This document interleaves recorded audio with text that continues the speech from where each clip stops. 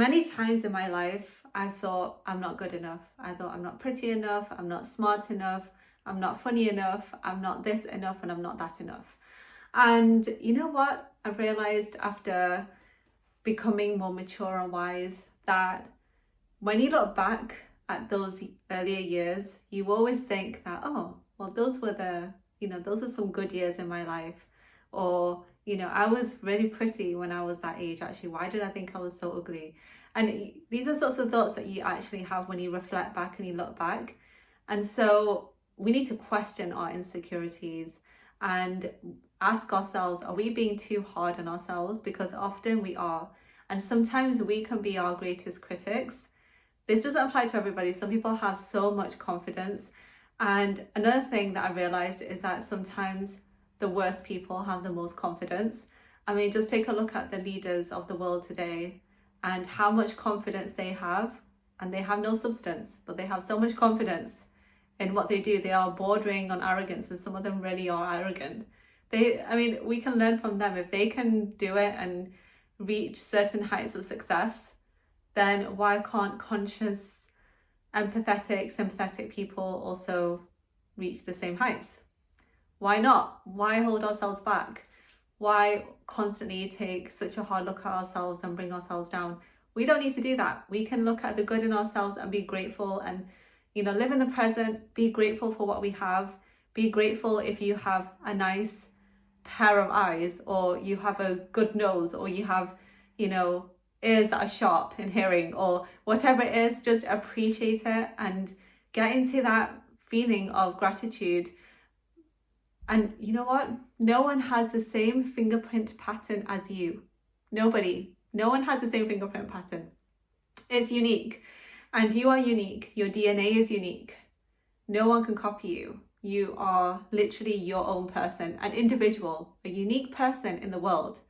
So it doesn't matter what people think or what you even think of yourself. It doesn't matter, because as long as you commit to something greater than yourself, then you can let those insecurities just dissipate away slowly but surely, or even quickly. If they go quickly, then great. But have confidence in yourself and realize that people a lot dumber than you have achieved a lot. So I hope this helps somebody who needs to hear this message. I wish I had told myself this throughout my life, because I had a lot of insecurities.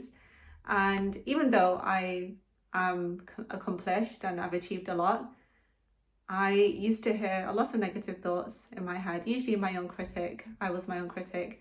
But sometimes, these sorts of thoughts can stem from when you have experienced bullying when you're a child, or when you have been constantly criticized by somebody else, or you have had some external influences like that might have affected your self-confidence and your self-esteem. Maybe you've always felt like an outsider. Maybe you were an outsider because you look different. Yep. You look different. You're different. You might have been of a minority group like I was, or something else. It might be a bunch of things that might make you feel low in self-confidence and self-esteem. But embrace your uniqueness, your individuality, and remember, no one is exactly like you. So you have a USP, a unique selling point right there. And just remember the blessings that you have.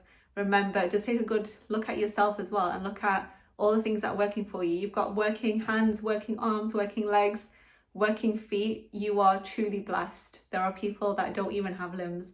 And, just remembering your place in the world can really help you internally as well, to come into your purpose, to come into a feeling of there is more to the world than what I think of myself, how I'm perceived. Doesn't matter. It doesn't matter at all. So I hope this helps you, and I'll see you in the next video.